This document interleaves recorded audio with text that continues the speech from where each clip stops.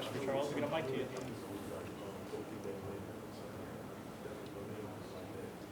We good?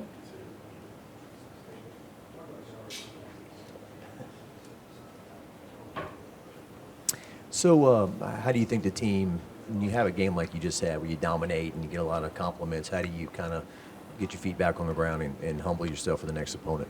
Well, we just did that today, coming out here on the Attitude Tuesday. 22 periods, we got after it again. Just like last week, it was something that we felt that needed to be done for us to get started fast and get to playing with our feet up under us from the jump. And like we come out, we do the physical things first right away. So just coming out and getting physical right away, getting our feet up under us, getting our feet wet, and just keeping it going throughout the week. The last 3 times you guys have played Arkansas, it's been a field goal game. What's made the game tough and what makes them challenging?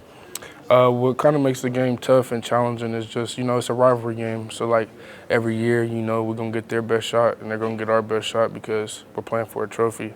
And, it just means a lot, especially in the SEC. These rivalry games mean a lot. What have you seen these last few games with Emory kicking inside and Lance playing on the outside?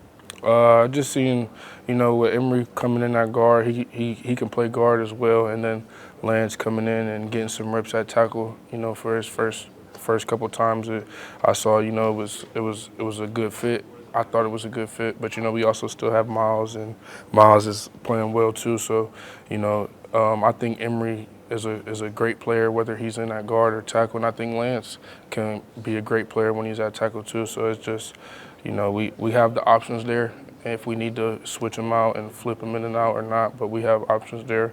And, it was good to see the young guy, Lance, especially get his feet wet. So, yeah. I'm curious, as kind of practices have gone on from fall till now, have you seen Mason, or maybe felt Mason Smith get like bigger and stronger and more comfortable with, I don't want to say being out there, but back in playing mode, I should say?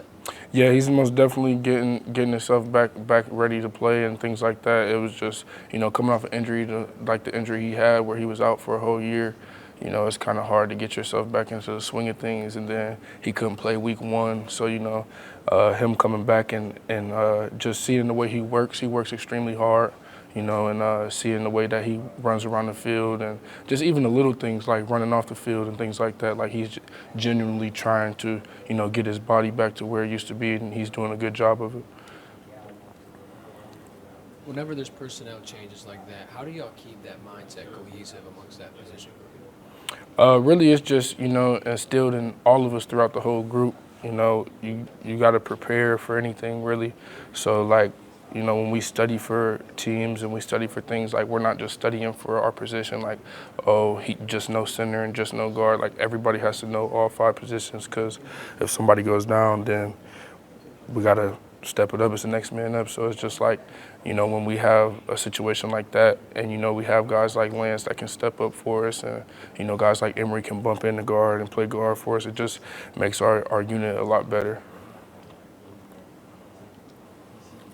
So far this year, it seems that there's no real front runner for the SEC West. What do you think it will take for this team to make it back to the SEC championship and possibly further?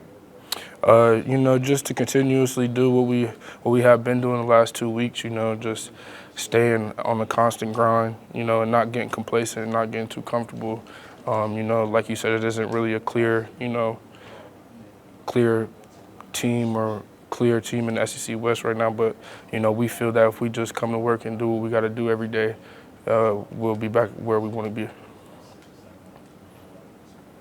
Bordelon seemed to get some compliments after the game the other day. How's he coming along? Borderline's coming along well. It's been great to see his development.